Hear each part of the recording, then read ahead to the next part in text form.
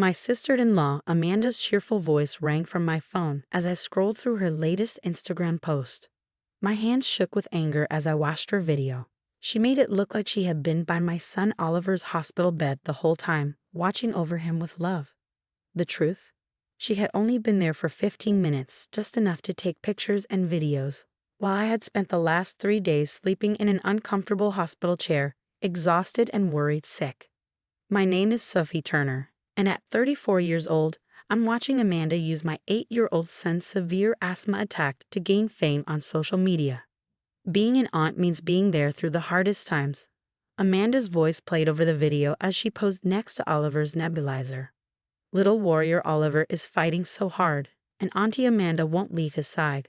Hashtag prayers for Oliver, hashtag family first, hashtag aunt life. I turned off the video, my stomach twisting. She had posted it an hour ago, but she hadn't even been at the hospital since yesterday. Meanwhile, I hadn't left Oliver's side once. My clothes were wrinkled, my hair was a mess, and I had dark circles under my eyes from no sleep. A text from my husband Mark popped up. Have you seen Amanda's latest post? Mom is sharing it everywhere, saying what an amazing aunt she is. Of course she was. My mother-in-law, Diana, had always favored Amanda. Now, every time Amanda posted about Oliver, Diana would spread it around, praising her dedication. I typed back yes. I didn't trust myself to say more. Mark was at home with our younger daughter, Emma, trying to keep things normal for her while I stayed with Oliver. He knew how I felt about Amanda's social media act, but he always tried to keep the peace. Your sister's post has over 50,000 likes, I texted after a moment. Too bad none of those people can help her actually show up so I can take a shower. Oliver stirred in his bed, his voice weak. Mom. I put my phone down right away and rushed to his side.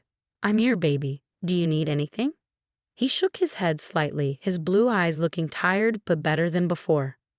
The doctors said he was improving, but we still had to be careful. My phone buzzed again. Amanda was now doing a live video from her perfectly decorated home office, tears in her eyes. I've barely slept, she sniffled, her makeup still perfect. But that's what family does, right? We sacrifice everything for the ones we love. The comments poured in. You're such an amazing aunt. You're literally an angel. Oliver is lucky to have you. I wanted to scream. While Amanda was gaining followers, I was actually taking care of Oliver. The sleepless nights, the constant worry, watching his oxygen levels, holding my breath every time he struggled to breathe. That was real. And the worst part? Amanda was using my son's illness to grow her online following. In just 3 days, she had gone from 5,000 followers to over 75,000. Every post about Oliver made her more famous. A knock on the door interrupted my thoughts. It was Dr. Martinez, Oliver's doctor. How's our patient? She asked, checking his chart. Better, I said, running my fingers through Oliver's curls. His breathing is easier today. Dr. Martinez nodded. That's good. Has anyone come to give you a break? You look exhausted. I thought about Amanda's live stream still happening. No, I said quietly. It's just me. She gave me a kind look. Try to rest when you can. Oliver needs you to be healthy too. After she left, I checked my phone again. Amanda had already posted new pictures, old baby photos of her with Oliver, carefully edited to look perfect. The strongest little warrior I know, she had written. Auntie's heart is breaking, but I won't leave his side. Follow for more updates on our journey. Hashtag family over everything, hashtag auntie life, hashtag prayer warrior. Our journey. I looked at my sleeping son, then at my reflection in the window, messy hair, tired face, and a coffee-stained shirt. This wasn't a journey. It wasn't content. This was my child fighting to breathe, while Amanda turned his illness into her social media brand. Then another text from my mother-in-law. Amanda is doing such a great job keeping everyone updated. You should thank her for taking this burden off your shoulders. That was it. Something inside me snapped. I opened my laptop and started typing. It was time to show the world what real family looked like, and it had nothing to do with likes, shares, or follower counts. I stared at my laptop screen, my fingers hovering over the keyboard. Oliver's heart monitor beeped steadily in the background, and the hospital room's bright lights cast sharp shadows. But I could see clearly now. I knew what I had to do. I pulled up Amanda's posts from the past 3 days, 15 stage photos, 7 emotional videos, 3 dramatic live streams, all making her look like a devoted aunt. Then, I opened my phone's camera roll.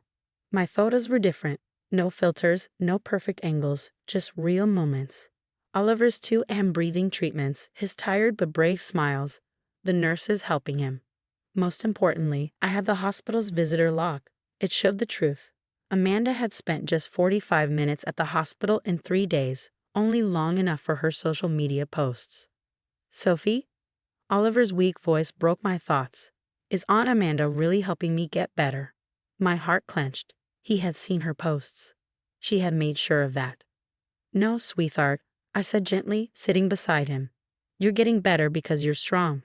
And because of the doctors, the nurses, and the people who are really here with you. He nodded, squeezing my hand. I just thought, maybe she cared more now. That was it. My decision was made.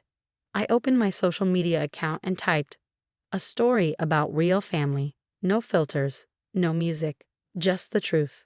First, I posted the visitor log, proving Amanda's short visits. Then, my real photos, ones that showed the hard moments, the sleepless nights, the reality of caring for a sick child. Real family, I wrote, doesn't need an audience. Real family shows up in the hard moments, not just the photogenic ones.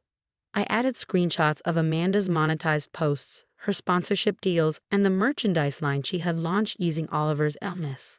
My hands shook as I hit post, but I felt lighter. The reaction was immediate. My phone buzzed nonstop.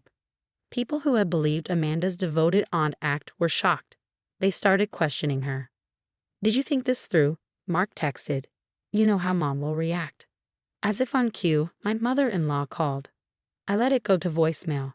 I already knew she would tell me I was being unfair, that Amanda was just trying to help, but I wasn't the one dividing the family. Amanda had done that when she used my son's illness for attention.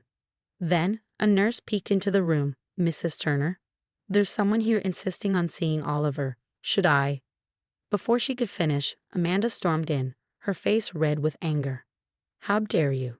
She hissed, waving her phone. Do you know what you've done?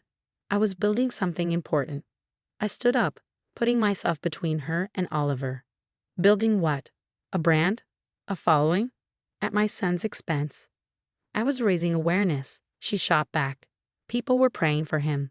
No, I said calmly, they were buying your merchandise. While you were filming at home, I was here, holding his hand. That's the difference between real family and social media family. Amanda's face crumpled, but I noticed her hand twitch toward her phone. Probably to record this moment too. Don't, I warned. This isn't content, Amanda. This is my son's life. Oliver's monitor beeped softly behind us. For the first time, Amanda actually looked at him, not as a prop, but as a sick child. She started, but for once she had no words. The nurse cleared her throat. Oliver needs rest. If you have family drama, take it outside. Family drama. Was that what this was? No. It was about protecting my son from being used as a spectacle. Amanda turned and left, shoulders slumped in a way I had never seen before. I exhaled, turning back to Oliver. He had watched everything. Mom, he whispered, I'm glad you're my real family. I hugged him gently. Sometimes children say the simplest truths. Then another message from my mother-in-law. But this time, it was different. We need to talk, all of us, about what real family means. I looked at Oliver, peacefully drifting to sleep, and typed back one word. Yes. A week after Oliver left the hospital, we had a family meeting in our living room. Mark, Diana, Amanda, and I sat together, while Oliver rested upstairs with Emma. Grandpa Jim, the only one who had actually helped during Oliver's hospital stay, stayed with them. Diana spoke first. We need to talk about what happened at the hospital. Amanda jumped in. Yes, Sophie completely overreacted and ruined. Stop, Diana said sharply, making everyone go quiet. Amanda, for once, you're going to listen. I sat up straighter. Something was different about Diana. I saw the visitor logs, she continued. I saw your posts, the times you were actually there, and her voice shook a little.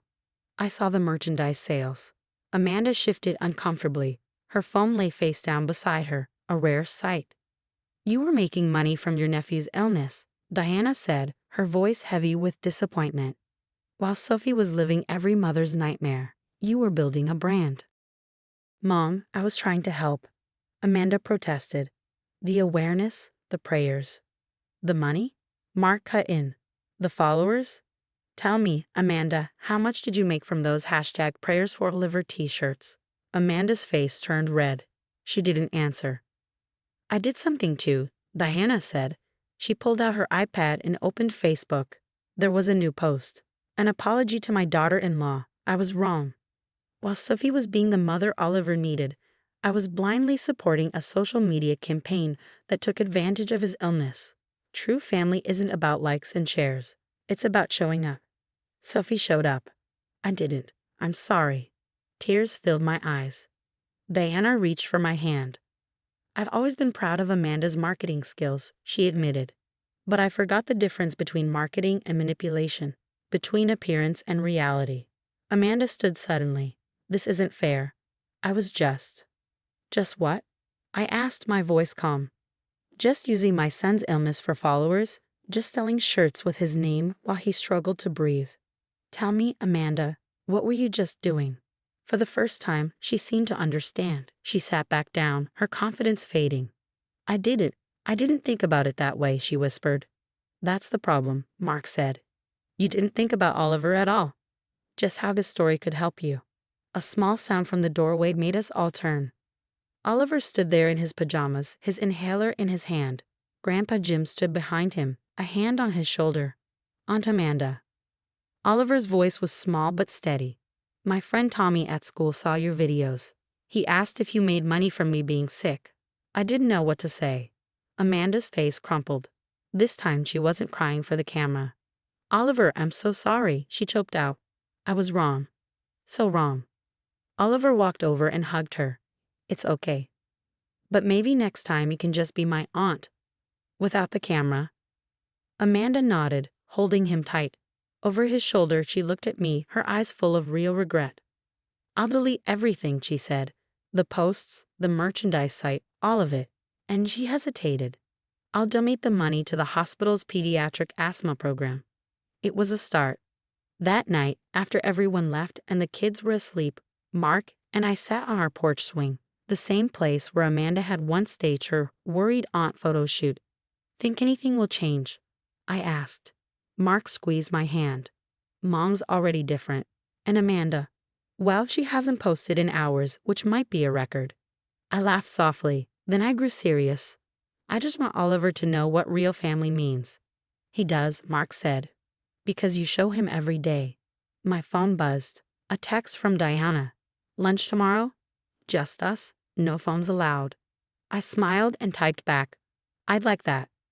Sometimes it takes a crisis to show what really matters. And sometimes love isn't found in perfect, filtered moments, but in the messy, unedited reality of real family.